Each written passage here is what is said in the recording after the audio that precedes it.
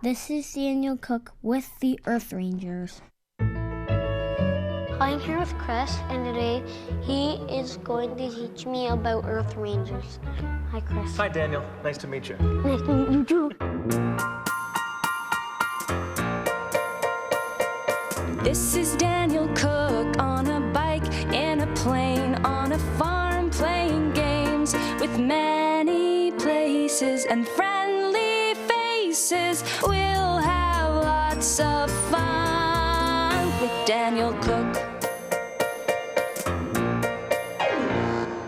So Earth Rangers is an organization that tries to get kids just like you involved with environmental issues and trying to think how you can make this world a better place. We get in injured, ill, and orphaned wild animals, and we try to make them better so they can go back into the wild again. What should you do if you find an injured animal? Now that is a good question. The most important thing one should do is to call a wildlife center. You may not always know the number, but if you look up in the yellow pages, you should check it out and see where you can find one, because sometimes it can be very tricky to know whether an animal is actually injured or not. So it's best to leave that to an expert to do. And if you can't find someone, at least talk to your parents before touching a wild animal, because they can be dangerous.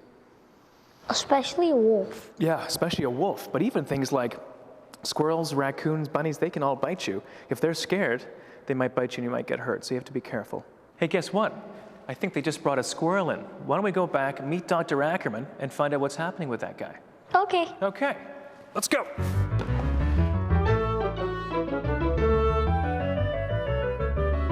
Daniel, this is Dr. Ackerman. This is Daniel Cook assisting the veterinarian. Oh, nice to meet you. Daniel? You too. Yeah. Pleasure. So we've got a squirrel in here that we'd like you to look at. And he's gotten himself caught in wire somehow, and it's caught around his neck. So I think I can probably handle him if you'd like me to take him out. So she's just going to catch up the squirrel right now, and he's very scared. He's a wild squirrel. So we have to be very careful because he can bite, he can run. We're just going to cover his head for a minute to try and keep him calm. And we'll see if But he it's not calms working. down. There's the wire So on. far. Yeah. We're just going to see if we can get him to be a little bit calmer so we can work around him. So just ask that everybody whispers because right now the noise scares him a lot. I know, baby. I know you're scared. Watch out for his ear. Just cutting the wire now. Just watch your fingers in case he gets Thank hold. you. Just going to take the wire off. He's a good squirrel. If I twist my skin, see how quickly it bounces back? That means that I've drank a lot of water today and I'm feeling normal. If I pinch his skin, he hasn't been able to drink very well, so he's got dehydrated. Just watch how I pinch that. See how it stays up like that? So he's very dehydrated. Squirrel gonna be okay. Well, so far the prognosis, which means if he's going to be okay or not, the prognosis is really good.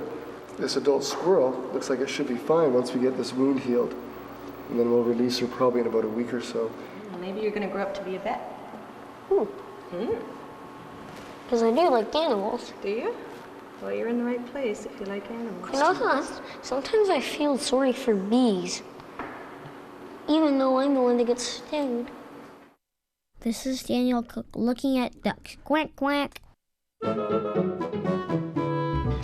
Okay, so we've seen the hospital. Now we're in the rehab wing of the Earth Rangers Center, and this is where the animals that have been treated get moved to next. So in this room, Ducky. these guys are ducks, as you can see, who are being treated in a special pond area in the Earth Rangers Center, so we can make sure that they've got special waterproofing on their feathers before they can go back into the wild again. All right, Daniel, the last room we're going to have a look at is our education section of Earth Rangers. So you know how we're talking about some of the animals that come into a wildlife center can never be released?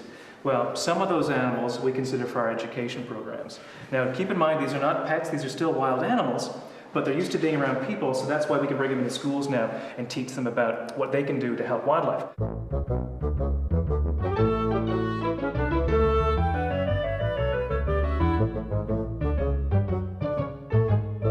And of course, the reason we tell these stories is to make clear to people just like you what the story actually happens to these animals, not so we can train them for fun, but also because it makes their lives more interesting. How do you stop skunks from getting into garbage? You only put your garbage out the morning of pickup. So a lot of people put their garbage out the night before, and that's when foraging animals like skunks and raccoons get into your garbage and rip them open.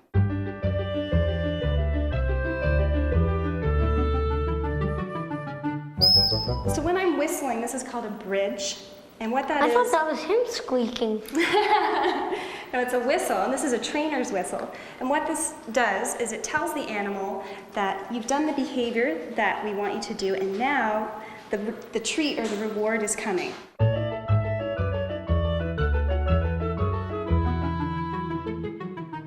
Thank you, Chris, for teaching me about Earth Rangers. It was fun. That was my pleasure, Daniel.